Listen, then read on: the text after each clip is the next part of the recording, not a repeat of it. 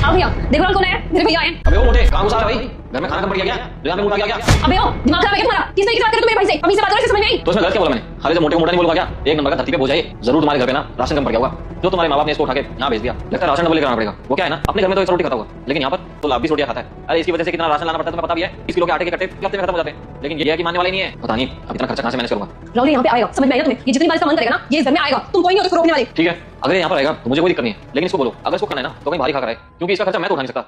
हाथी कहीं का। और बंद कर लो अपनी बकवास, समझ में आया ना? बहुत ज्यादा हो रही है तुम्हारा। अरे बहन तू रहने देना, मुझे लगता है जीजा जी किसी बात से गुस्सा है या फिर साले से मजाक कर रहे हैं, है ना? नहीं, कोई मजाक वजाक नहीं है, ये 100% सच्चाई है। अरे तेरे को मेरे घर पे बुलाना, इसका मतलब आधी बारात को खाना खिलाने के बराबर खर्चा होता है, समझ गया ना? और तू आता भी तो 2-4 दिन के लिए नहीं है, कहते यहीं पड़ा रहता है। ऐसे घर वाले बेशरम है, मुंह उठा के इसको यहाँ भेज देंगे। यूं नहीं कि अपने घर पे रखें, पता है ना उनको कि कितना ज्यादा खर्चा हो जाएगा।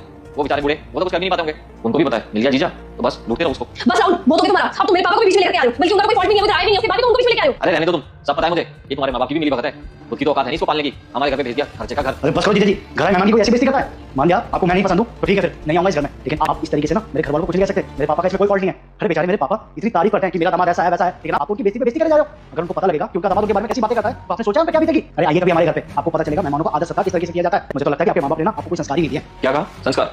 संस्कार की बात तो तुम नहीं करो तो ज्यादा अच्छा है। तुम्हारे संस्कार देख लिया मैंने तुम्हारी बहन में कितना संस्कार। अगर इतनी संस्कारी होती है ना तुम्हारी फैमिली तो ये मेरे माँ बाप के साथ इतना बुरा नहीं करती जैसा मैंने तुम्हारे साथ आज किया है। अरे जो मैंने आज किया है ना वो तो सिर्फ 1% है, ये उनको टॉर्चर करती है। तो मेरे माँ बाप यहाँ पर आए ना, वो लोग बेचारे इसके ताने सुनकर अपने घर पे चले जाते हैं। अरे एक भी दिन वो मेरे साथ मेरे शादी के बाद सिर्फ और सिर्फ तुम्हारी बहन की वजह से इसने मेरे माँ बाप को इतना जलील कराया मेरे घर पे कि मैं क्या बताऊं तुम्हें। अरे जब भी वो यहाँ पर आए ना, उनको ना खाना पूछना ना पानी देना, और तो और बेचारे दर्द में कराते रहते थे, लेकिन उनको दवाई तक नहीं पूछती थी। और जब मेरा भाई और भाभी आए ना यहाँ पे, उनसे तो घर के काम भी करवाया इसने। अरे मेरे माँ बाप आज मुझसे दूर है, मेरा पूरा परिवार मुझसे दूर है, सिर्फ और सिर्फ तुम्हारी बहन की वजह से। अब देख लो तुम्हें, जब मेरे परिवार के साथ इतना बुरा करती है तो जरा बताओ मुझे इसके परिवार वालों के साथ क्या करना चाहिए। अरे तुम्हारे साथ जो मैंने कराया ना वो तो सिर्फ एक नमूना है, जो उनके साथ हर रोज करती थी। बहन ये सब क्या सुन रहा हूं मैं? अरे मम्मी पापा ने ये संस्कार दिए तुझे, ये सब क्या कर दिया तू? अरे इतना भी नहीं पता क्या तुझे कि शादी के बाद अपने पति का घर ही अपना होता है और उसके माँ बाप अपने माँ बाप? अरे हम लोग तो बहुत बाद में आते हैं यार। अरे तूने एक बार भी नहीं सोचा कि जब उनके माँ बाप की बेइज्जती कर रही है उनको कैसा लगता होगा? अरे वो बेचारे बूढ़े बुजुर्ग है तो कुछ कह नहीं पाते होंगे सिर्फ इस वजह से क्योंकि बेटे का घर ना टूटे, और तू चीज का नाजायज फायदा उठाती जा रही है। तो तूने एक बार भी सोचा कि जब मेरी शादी होगी और मेरी बीवी मेरे माँ बाप को ऐसे ठुकराएगी तो तुझे कैसा लगेगा? अच्छा लगेगा? बता।